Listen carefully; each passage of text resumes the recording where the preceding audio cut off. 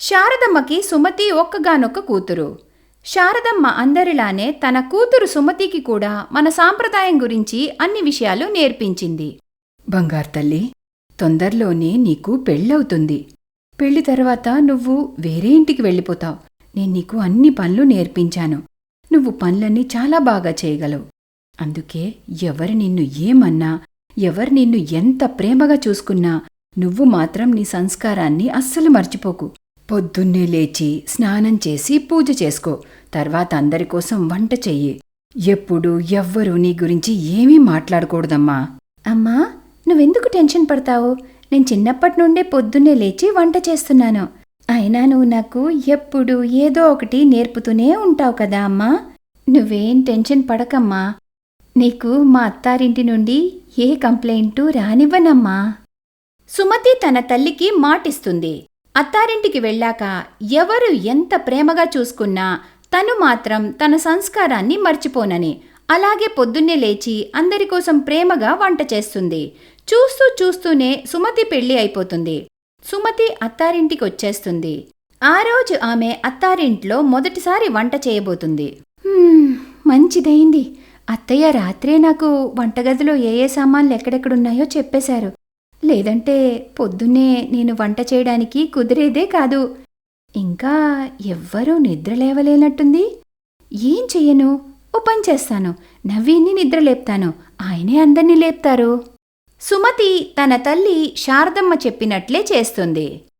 అత్తారింట్లో పొద్దున్నే 5 గంటలకే లేచి ఇంటి పని మొత్తం చేశాక వంట చేసేస్తుంది. సుమతి నవీన్ దగ్గరకు వెళ్ళి ఆయన్ని నిద్రలేపుతూ ఇలా అంటుంది. నవీన్, తెల్లారి 5:30 అయింది, కానీ ఇంకా ఎవ్వరూ లేవలేదు. మీరు కూడా పడుకునే ఉన్నారు. ప్లీజ్ మీరు లేచి అందర్నీ లేపండి. నేనందరి కోసం టిఫిన్ రెడీ చేసేశాను. అందరూ ఇంకా పడుకునే ఉంటే టిఫిన్ చల్లారిపోతుంది. అయ్యో సుమతి, ఇంత పొద్దున్నే నిద్రలేపావా? మేమందరం 8ంటికి లేస్తాం. కానీ నాకు పొద్దున్నే 5 గంటలకే వంట చేసే అలవాటుంది. మీరు ప్లీజ్ లేవండి. అయినా మీరందరికీ ఆఫీస్కి లేట్గా వెళ్ళే అలవాటంటగా. ప్లీజ్ నవీన్ లేవండి, లేదంటే ఆఫీస్కి లేట్ అయిపోతారు. నేను అత్తయ్య గారి దగ్గరికి వెళ్ళలేను. మీరే వెళ్ళి లేపండి. నేను వెళ్ళానంటే ఎవరైనా ఏమైనా అనుకుంటారండి. సర్లే, వెళ్తానులే. నువ్వు నన్ను ప్రశాంతంగా నిద్ర కూడా పోనివ్వు. నవీన్ ముఖం మార్చుకుని తల్లి రూమ్కి వెళ్ళి ఆమెని నిద్రలేపుతాడు. కంటిన్యూస్గా డోర్ కొట్టడం వల్ల అరుణమ్మకి మెలకువ వస్తుంది. ఆమె తలుపు తెరిచి కొడుకుని చూడగానే కోపగించుకుంటుంది. నవీన్, ఏమైందిరా? ఇంత పొద్దున్నే తలుపెందుకలా బాతున్నావు? నువ్వు 11 గంటలకు కదా ఆఫీస్కి వెళ్ళేది. అయినా ఇప్పుడు నీ భార్య కూడా ఉంది కదా, వెళ్ళి దాన్ని లేపరా. అమ్మా, తనే పంపింది మిమ్మల్ని లేపమని. టిఫిన్ రెడీ అయిందట, మీరు తొందరగా రండి. ఇంకా ఆరేగా అవుతుంది. కోడలికి ఇంత పొద్దున్నే వంట చేయవలసిన అవసరం ఏముందిరా? అరుణ, టిఫిన్ రెడీ అయిపోయిందట కదా, పద వెళ్ళి తిందాము. నీకు చెప్పి చెప్పి నా వయసంతా అయిపోయింది పొద్దున్నే టిఫిన్ చేయమని. పద, అట్లీస్ట్ వెళ్ళి తిందాము. మన కోడలు పొద్దున్నే టిఫిన్ రెడీ చేసింది. అవునవును, మీకు బానే ఉంటుంది. మా అందరి నిద్ర పాడు చేసింది కదా. మీరు మీ కోడల్ని మెచ్చుకున్నా ఎంత పొద్దున్నే లేవడం అంటే నాకు అస్సలు ఇష్టం ఉండదు. నేను అస్సలు తిన్ను పొద్దున్నే టిఫిను. తనకి పొద్దున్నే వంట చేసే అలవాటుంటే చెయ్యమనండి, కానీ నేను మాత్రం తిన్ను బాబోయ్. షూ, నీ మీద నమ్మకం పెట్టుకోవడమే వేస్ట్. నువ్వు పదరా, కోడలతో చెప్పు నేను టిఫిన్ తినడానికి వస్తున్నానని. నేను కాస్త ఫ్రెష్ అయ్యి వస్తాను. మీరంతా వెళ్ళి పడుకోండి కావాలంటే, నేను మాత్రం వస్తున్నాను. వినోద్ అలా అని ఫ్రెష్ అవడానికి వెళ్తాడు. ఫ్రెష్ అయ్యి బయటకొచ్చి చూస్తే టిఫిన్ గుమగుమలాడిపోతుంటుంది. టిఫిన్ గుమగుమలకి అరుణమ్మ కూడా ఆగలేకపోతుంది. తను కూడా టిఫిన్ చేయడానికి వస్తుంది. నవీన్ తన చెల్లి స్వప్నాని కూడా ఫోన్ చేసి పిలుస్తాడు. ఇప్పుడు ఇంట్లో వాళ్ళందరూ పొద్దున్న 7 గంటలకే టిఫిన్ తింటూ ఉంటారు. అప్పుడు అరుణమ్మ తన కోడలితో, కోడలా, ఈరోజు నువ్వు మొదటిసారి వంట చేసావు, అందుకే నిన్ను వదిలేశాను. కానీ రేపటి నుండి ఇంత పొద్దున్నే మమ్మల్ని లేపొద్దు. నీకు పొద్దున్నే వంట చేసే అలవాటుంటే చేసేసి కూర్చో, కానీ మమ్మల్ని మాత్రం నిద్ర లేపకమ్మా కోడలా. అవునొదినా, అమ్మ కరెక్ట్గా చెప్తుంది. అయినా నేను రోజంతా ఇంట్లోనే ఉంటాను కదా, నాకు ఎప్పుడు తినాలనిపిస్తే అప్పుడు తింటాను వదినా. కోళ్ళ, నువ్వు వీళ్ళ మాటల్ని అస్సలు పట్టించుకోకు. వీళ్ళంతా లిటరలీ లేజీ ఫెల్లోస్. వీళ్ళు టిఫిన్ భోజనం టైంకి చేస్తారు, లంచ్ ఏమో ఇక డిన్నర్ టైంకి చేస్తారు. కానీ నువ్వు మాత్రం నాకు పొద్దున్నే టిఫిన్ చేస్తే అమ్మా. నాకు ఇక్కడ పొద్దున్నే టిఫిన్ పెట్టేవారే లేరు. మంచిదయింది, నా కోడలు చాలా సంస్కారవంతురాలు. పొద్దున్నే అందరి కోసం టిఫిన్ చేసి రెడీగా పెట్టేస్తుంది. ఎలాగైతే వినోద్ తన కోడలి సంస్కారాన్ని చూసి చాలా ఆనందపడతాడో అలాగే సుమతికి కూడా తన మావగారి మాటలు విని చాలా సంతోషంగా అనిపిస్తుంది. సుమతి మరుసటి రోజు కూడా పొద్దున్నే లేచి టిఫిన్ రెడీ చేసేస్తుంది. అందర్నీ టిఫిన్ తినడానికి నిద్రలేపుతుంది. కానీ ఎవ్వరూ రారు. అందువలన సుమతి చాలా ముభావంగా ఉంటుంది. ఏవైంది కోడలా, ఇంత మంచి టిఫిన్ చేసావు, కానీ అప్సెట్గా ఉన్నావు? మావయ్య, నేను మనందరి కోసం పొద్దున్నే తొందరగా లేచి టిఫిన్ చేశాను, కానీ టిఫిన్ తినడానికి ఎవ్వరూ రాలేదు. వీళ్ళంతా ఇంతేనమ్మా కోడలా, కానీ నువ్వు మాత్రం నీ అలవాటు మార్చుకోకు. నేనొకటి చెప్పనా, వీళ్ళందరినీ లైన్లోకి తీసుకురావాలి. ఎందుకంటే పొద్దున్నే లేచి వాళ్ళు నీ కూడా కొంచెం సహాయం చేయాలి కదా మరి. కానీ మావయ్య, నేను పొద్దున్నే వంట చేసేస్తాను, కానీ వాళ్ళందరి నిద్ర పాడవుతుంది. నేను బలవంతంగా వీళ్ళందరినీ పొద్దున్నే లేపానంటే అందరూ నా మీద కోపంగా ఉంటారు. వద్దు బాబోయ్ వద్దు, వాళ్ల కోపాన్ని నేను తట్టుకోలేను మావయ్య. అరే కోడలా, నువ్వెందుకు భయపడతావు? నీ మావగారు నీకు అండగా ఉన్నారు కదమ్మా. నాకొక ఐడియా వచ్చింది. వాళ్ళు బయట వాతావరణం చూడరు. వాళ్ళొక కన్ను తెరిచి నేరుగా గడియారం వైపే చూస్తారు. నేను టైం కొంచెం ముందుకు పెట్టేస్తాను. 7 గంటలకి టిఫిన్ చేస్తుంటే వాళ్ళకేమో 8:30 అని కనిపిస్తుంది. అప్పుడు వాళ్ళకి పొద్దున్నే అని అనిపించదు. ఏమంటావు? మావయ్య, ఇదంతా మీ చేతుల్లోనే ఉంది. నేను మాత్రం పొద్దున్నే టిఫిన్ రెడీ చేసేస్తాను. మిగతాదంతా మీరే చూసుకోవాలి. మామ కోడలు కలిసి ఇంట్లో వాళ్ళందర్నీ లైన్లోకి తీసుకురావడానికి ఒక ప్లాన్ వేస్తారు. ఎప్పట్లాగే సుమతి ఆ రోజు కూడా పొద్దున్నే టిఫిన్ రెడీ చేసేస్తుంది. ఆ తర్వాత స్వప్న గదిలోకి వెళ్ళి తనను నిద్రలేపుతుంది. స్వప్న, లెగు, చూడు 8:30 అయింది. టిఫిన్ చల్లారిపోతుందమ్మా, వచ్చి టిఫిన్ తిను. స్వప్న, ఏంటొదనా, నువ్వు ఇంటికి వచ్చినప్పటి నుండి చాలా తొందరగా చల్లారిపోతుంది. ఒక పని చేస్తావా వదినా, రేపటి నుండి నన్ను 9ంటికి లేపు. స్వప్న, నువ్వు 9ంటికి లేచావంటే నువ్వు జాయిన్ అయిన కొత్త ఆఫీస్కి ఎన్నింటికి వెళ్తావు? ఓ గాడ్, నేను మర్చిపోయాను. నేను 10ంటికి ఆఫీస్కి వెళ్ళాలి. అందుకోసం నేను 9 గంటలకే ఇంట్లోంచి బయలుదేరాలి. సరే పద వదినా, నేను వస్తున్నాను. ఇలా సుమతి స్వప్నకి తొందరగా లేచే అలవాటు చేస్తుంది. తను కూడా అందరి కోసం పొద్దున్నే వంట చేసేస్తుంది. ఇలా కొంతకాలం గడుస్తుంది. వినోద్ ఐడియా సక్సెస్ అవుతుంది. ఇంట్లో ఉన్న వాళ్ళందరూ తొందరగా లేచి తొందరగా టిఫిన్ తింటూ ఉంటారు. కోడలా, ఈరోజు ఇంకా వంట కాలేదా? కొత్తలో అయితే పొద్దున్నే లేచి వంట చేసేదానివే, కానీ ఈరోజు 8 అవుతున్నా ఇంకా మాకు టిఫినే పెట్టలేదు. వదినా, తొందరగా, లేదంటే నేను ఆఫీస్కి లేట్ అయిపోతాను. ఏమీ లేట్ అవ్వదు. ఎందుకంటే ఇంట్లో నేను అన్ని గడియారాల్లో 1.5 గంట ఫాస్ట్గా పెట్టాను. ఇప్పుడు టైము 8:30 కాదు, 7 అవుతుంది. ఇప్పుడు మనం 7కే టిఫిన్ చేస్తున్నాం. ఏం కోడలా, నువ్వు మీ మావయ్య గారితో కలిసి ఇలా చేయడం కరెక్ట్ కాదు. మీరు కూడా బాగా వినండి. నేనిప్పుడు గడియారంలో టైం కరెక్ట్ చేయడానికి వెళ్తున్నాను. మళ్ళీ మీరేవైనా గడియారంతో ఆటలాడారంటే నేను అస్సలు మంచిదాన్ని కాదు. రేపటి నుండి నన్ను తొందరగా లేపకండి. ఇంకా నువ్వు, నీకు పొద్దున్నే వంట చేయాలంటే చెయ్యు, కానీ మా నిద్ర మాత్రం పాడు చేయకు. నీకు తెలుసా అసలు మనిషికి నిద్ర ఎంత అవసరమో? తెలుసు అత్తయ్య, కానీ సరైన సమయానికి నిద్రపోవడం, సరైన సమయానికి నిద్ర లేవడం మనిషికి చాలా అవసరం. మీరంతా రాత్రి 1 గంట 2 గంటల దాకా మెలకు ఉంటారు. ఇంకా పొద్దున్నే 8:30 వరకు లేవరు. స్వప్న, ఇప్పుడు నువ్వు ఆఫీసుకు కూడా వెళ్తున్నావు. నా వల్లే నువ్వు టైంకి ఆఫీస్కి వెళ్తున్నావు. నువ్వు 8 గంటలకు లేచి 9 గంటలకు టిఫిన్ చేస్తే 10ంటికి ఆఫీస్కి ఎలా వెళ్ళగలవు? ఎప్పుడైనా ఆలోచించావా? వదినా, నేనిప్పుడు టైంకి కాదు, చాలా తొందరగా ఆఫీస్కి వెళ్తున్నాను. అందుకనే కాబోలు 9ంటికి ఇంట్లోంచి బయలుదేరి అంత దూరం ప్రయాణం చేశాక చూస్తే అక్కడికి వెళ్ళేసరికి 9:30 అవుతుంది. ఇప్పుడు అర్థమైంది. నువ్వు నాన్నతో కలిసి నా ఫోన్లోనే కాదు, ఇంట్లో ఉన్న అన్ని టైంలు ఫాస్ట్గానే పెట్టారు. ఆపుతారా కాస్త? ఎవ్వరూ సుమతిని ఏమీ అనడానికి వీల్లేదు. తను నేను చెప్పినట్టే చేసింది. అమ్మా, నాన్న కరెక్ట్గానే చెప్తున్నారనిపిస్తుంది. మీ తండ్రి కొడుకుల బ్రెయిన్ పూర్తిగా పాడైపోయిందిరా. పాడైపోయింది మా బ్రెయిన్లు కాదు, మీ తల్లి కూతుర్లిద్దరిది. ప్రతి ఇంట్లోని పొద్దునే లేచి వంట చేయాలనుకుంటారు. నీకేమో పొద్దునే లేచి వంట చేసే కోడలొస్తే నువ్వేమో తిడుతున్నావా? అమ్మా కోడలా, నువ్వు కొన్ని రోజులు మీ పుట్టింటికెళ్ళు. నువ్వు లేకపోతే వీళ్ళకి నీ విలువ తెలుస్తుందమ్మా. వినోద్ తన కోడల్ని కొద్ది రోజులు తన పుట్టింటికి పంపిస్తాడు. సుమతి వెళ్ళిపోగానే పొద్దున్న 6 గంటలకే అందరికీ మెలకు వచ్చేసేది. అప్పుడందరూ ఆకలితో అలమటించేవారు. 7 గంటల వరకు వాళ్లకు టిఫిన్ దొరికేదే కాదు. వాళ్ళు వంటింట్లోకి వెళ్ళి పొద్దున్నే టిఫిన్ రెడీ చేసుకుని తినేవారు. అది చూసిన వినోద్ తన భార్య కూతురుతో ఇలా అంటాడు. ఇదేంటి, మీ తల్లి కూతుర్లిద్దరూ 10ంటికే లేస్తారు కదా, ఈరోజేంటి ఇద్దరూ 6ంటికే లేచి టిఫిన్ చేస్తున్నారు? తొందరగా లేవడం మీకు ఇష్టం ఉండదు కదా? ఎవరు చెప్పారండి పొద్దున్నే టిఫిన్ తినడం నాకు ఇష్టం ఉండదని? నా కోడలు పొద్దున్నే వంట చేయడం నాకిష్టమే. కానీ మీరు తన్ని పుట్టింటికి పంపేశారు కదా. కోడలు పుట్టింటికి వెళ్ళాక నేనే కదా అన్నీ చెయ్యాలి. సుమతి వెళ్ళాక అరుణమ్మకి అర్థమవుతుంది. సుమతి ఉన్నంతకాలం తన ఇంట్లో వాళ్ళందరికీ మంచి మంచి అలవాట్లు చేసిందని. దాని తర్వాత అరుణమ్మ స్వయంగా ఫోన్ చేసి సుమతిని ఇంటికి రమ్మంటుంది. కోడలింటికి రాగానే మళ్ళీ పొద్దున్నే టిఫిన్ రెడీగా ఉంటుంది.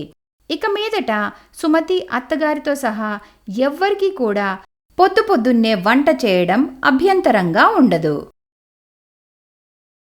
సుష్మా తన బిడ్డ పూర్వీకి జన్మనిచ్చిన కొద్ది సమయం తరువాతనే తన భర్త మరణిస్తాడు. దాని తరువాత సుష్మా అక్కడా ఇక్కడా అంటూ చిన్న చిన్న పనులన్నీ చేసుకుంటూ తన కూతుర్ని చదివించి మంచి స్థాయిలో నిలబెడుతుంది.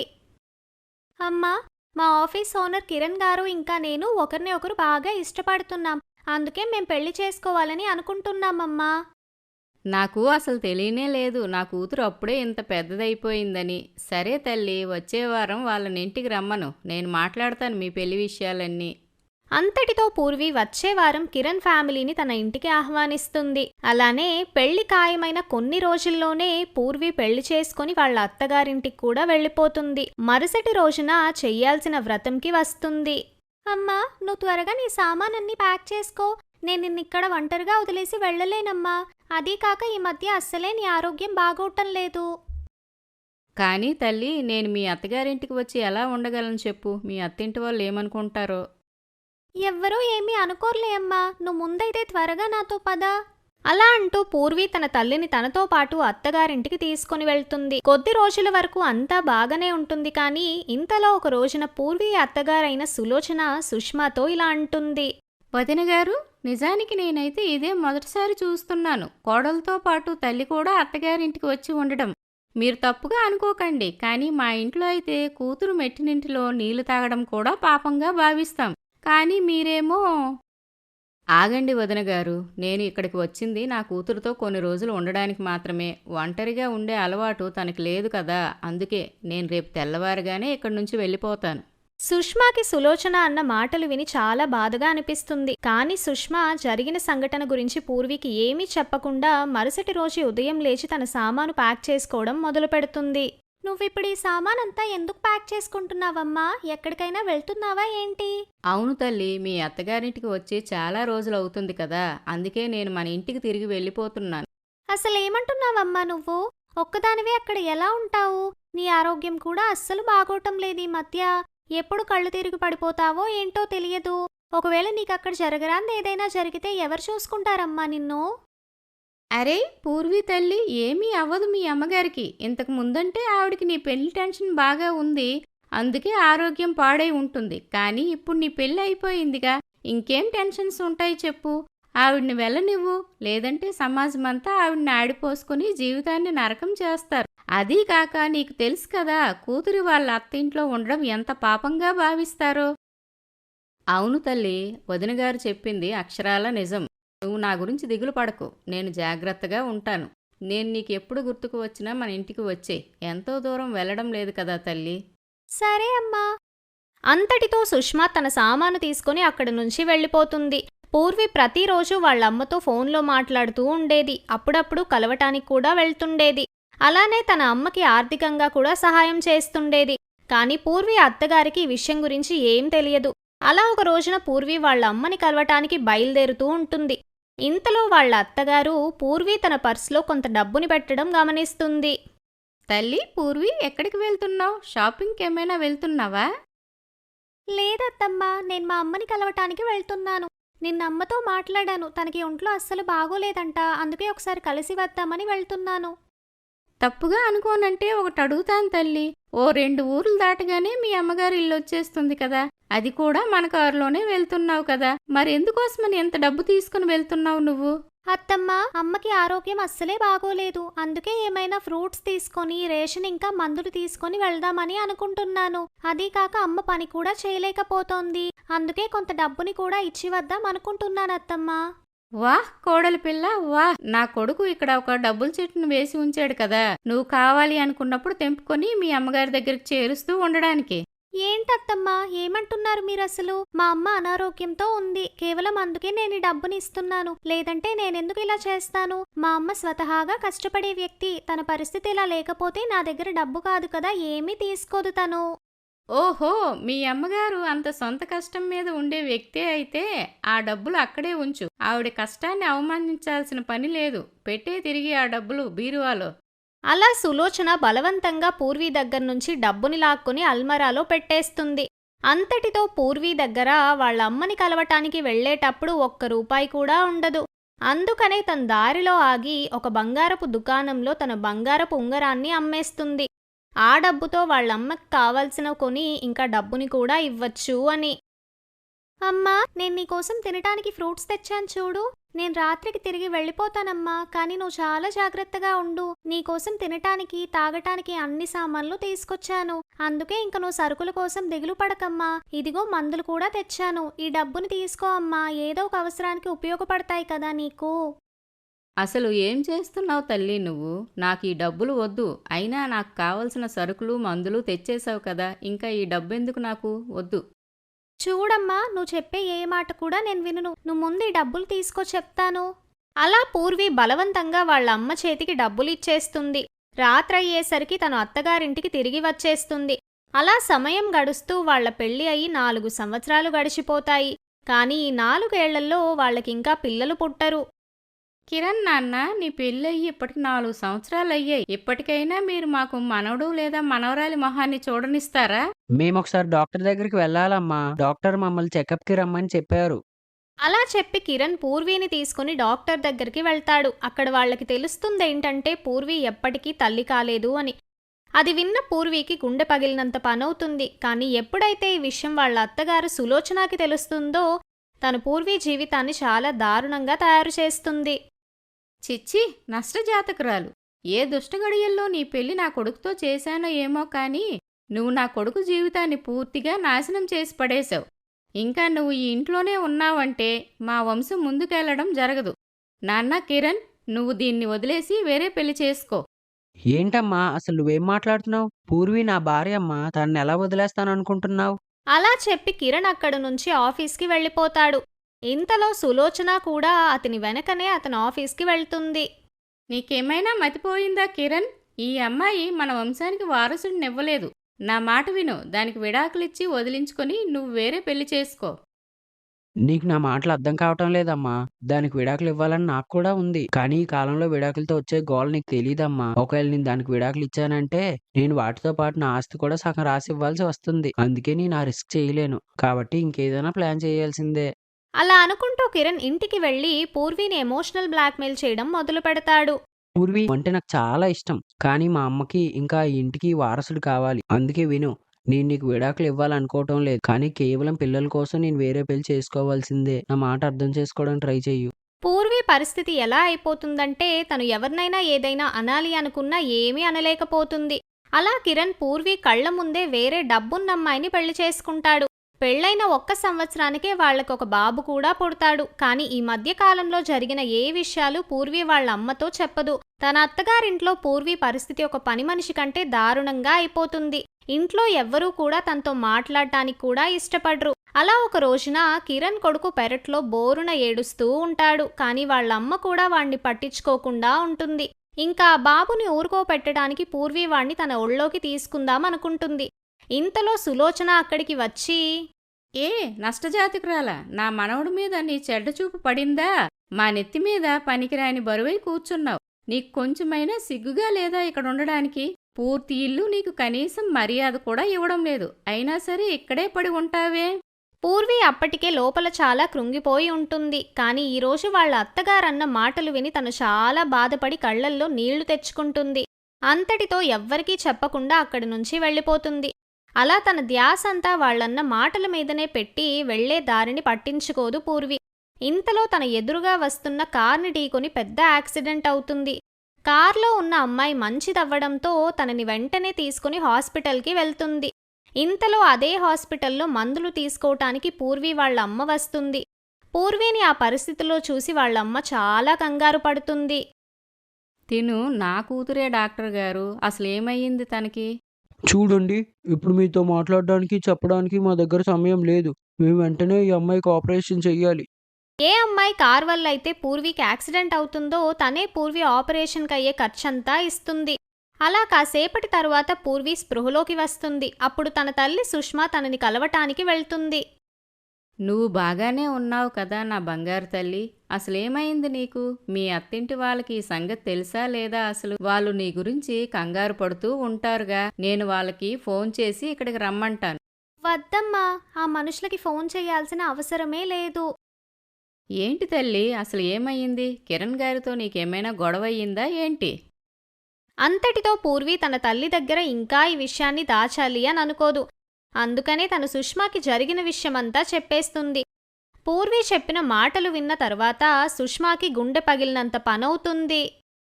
నేను అనుకున్నాను ఇంత గొప్పింటి సంబంధం అంటే నా కూతురు చాలా సంతోషంగా ఉంటుంది అని.